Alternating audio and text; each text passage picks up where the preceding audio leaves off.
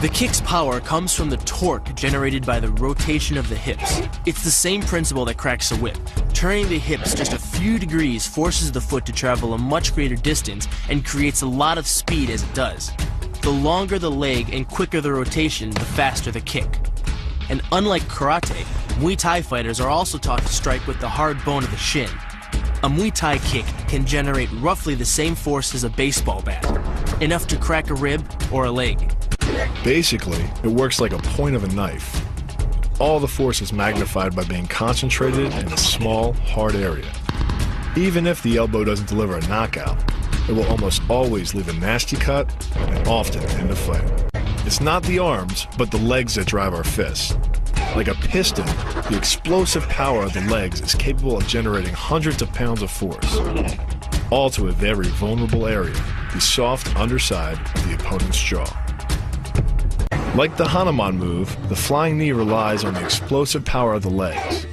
But rather than spread the power of our blow over two fists, it concentrates it into the spear point of the knee and combines it with the force of gravity. It's the equivalent of hitting our opponent in the chest with a sledgehammer. The hyperextension of the elbow, created by pulling back on the locked arm, virtually ensures that he will be taken down. The knee strike to the wrist dislodges the knife and further loads the elbow and shoulder. The technique can easily result in damage to the elbow joint, the tendons of the rotator cuff, or even a broken arm. The key to this move is turning your opponent's lower arm into a lever. By grabbing his arm during the initial attack, you set up the lever such that direct loading to his elbow joint is achieved. Once the elbow is locked and loaded, you can pull a much heavier opponent off balance by simply lowering your center of weight. With practice, the ninja can hit his intended target from distances as great as 45 feet. At impact, that's more powerful than a Major League Baseball pitch. This move is more about timing and precision than power. Instead of hacking through the limb, the first strike imparts an injury just a few inches below the elbow. The sword's razor-sharp blade easily slices through the soft tissue of the attacker's arm.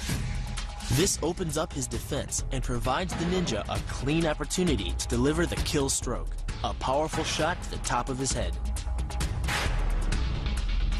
The move works by using your opponent's own body weight against him. The first strike can land at speeds greater than 20 miles per hour and can stun your opponent with the same injury-producing energy as dropping a bowling ball from over 11 feet onto his torso. By using his arm as a lever in conjunction with the leg sweep, you drive your opponent to the ground. Once he is on the ground, you follow up with a devastating strike to his face. The secret to the move is wrist control. By rotating your opponent's wrist to the maximum extent of its range of motion, the bones of the wrist lock against the bones of the forearm and make it impossible to bring the strong muscles of the upper arm to bear. Then, you can pull your opponent off balance and into a potent knee strike. The combined force of the knee strike and your opponent's forward momentum can be as much as 2,000 pounds, enough to dent sheet metal. The effectiveness of the Pola Kaimao lies not in raw power, but in speed. By relying on your triceps to snap the strikes forward over the elbow, 3 blows can hit in 7/10 of a second. The final impact of the strike to your opponent's face can deliver as much as 175 watts of power, more than enough power to stun him or crush the cartilage of his nose.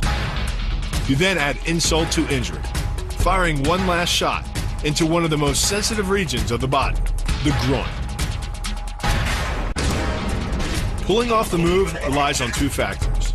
The first is to combine the block and the strike into a single action. This reduces the time your opponent has to respond to just 1/10 of a second. But the real focus is to aim your strike at the throat. Because as little as 76 pounds of force can collapse the larynx, the strike doesn't need to deliver a lot of force to be deadly. One blow like this and the fight is over.